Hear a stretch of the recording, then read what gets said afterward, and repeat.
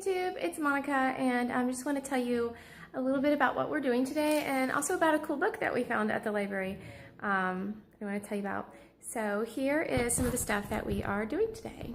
So my son is working on writing about birds of prey. He's got an awesome little book going, and he's writing about it. Hi! My daughter's doing Times Tales.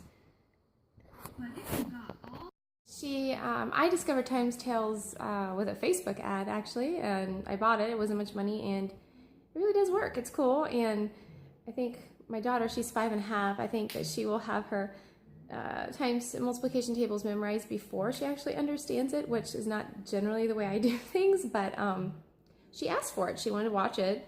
I'm not going to say no, and you know, once she has addition and subtraction completely down, which she's getting good at, but it's not completely there, then we'll move on to explaining the concept behind multiplication. So we'll get there. But she wants to watch it, so I'm going to let her watch it. And let me show you the book. It's adorable. It's called Commander in Cheese. Oval Office Escape. So this is the kind of thing I would, you know, I saw in the library. I said, oh, my son will think this is cute. So anyway, it is cute. It's like a whole little story about these mice in the White House and whatnot. It's very cute. I'll show you the most hilarious picture. Okay, show me the most hilarious picture. This cat is scared by thunder. Okay. So there is the most hilarious picture. It's not the most hilarious, it's just one of them. It's pretty hilarious. Okay, so let me show them more about this book. So anyway, my son kind of just went through this morning. It was awfully quiet, and I realized he was up there reading a book. And at the end, it tells you, it shows you the presidents. So my son was like, look, that must be father and son. I said, no, it's actually the same person. And I told him about how you can have 2 terms. And he did 1 term, then this other guy got in the office after his term was over, and then he got in again. I said how unusual that is. And this is really neat because kids become familiar with these ideas, with the idea of a White House, that there's, you know, a 4-year term, you can only have 2 terms, you know, the Oval Office, all of these ideas with certain presidents like Kennedy. So we were talking about Kennedy. He was reading all these facts that they were interesting. About Roosevelt and how he had,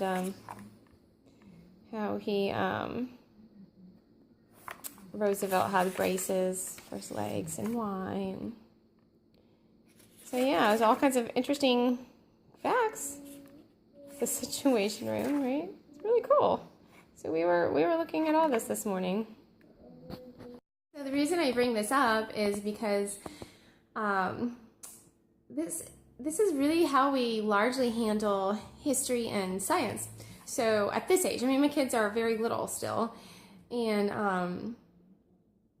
I think it's best to follow their interest at this age.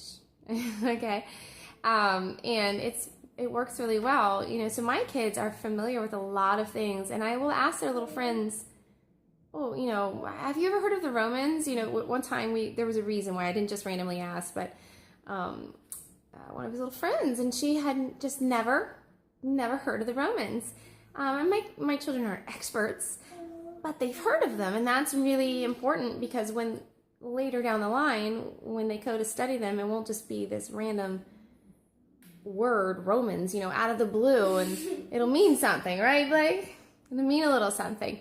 So that's what I love about this kind of book.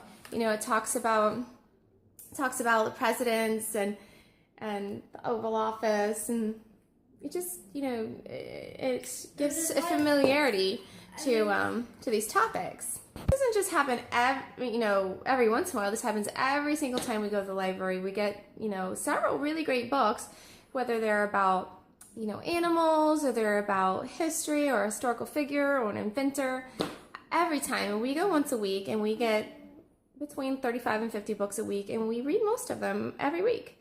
Also, another one we're reading is The Secret Garden, which for some kids might be a little heavy. It's borderline for my kids, but they like it. And we've also listened to the unabridged version before, but the conversations I was having with my 5-year-old last night about all these different topics in the book, about what's right, what's wrong, what's good and bad, and is this a good way to think about people? So I'm just a huge advocate of reading a lot. And if you feel like you don't have the time, I would really reconsider restructuring your time, because I think that there's nothing more important. It is the most important thing in educating your kids and the conversations that you have as a result. So anyway, if you like this video, please thumbs up. If you have, any feedback on other good books that you've read or similar experiences, please let me know in the comments, and have a great day.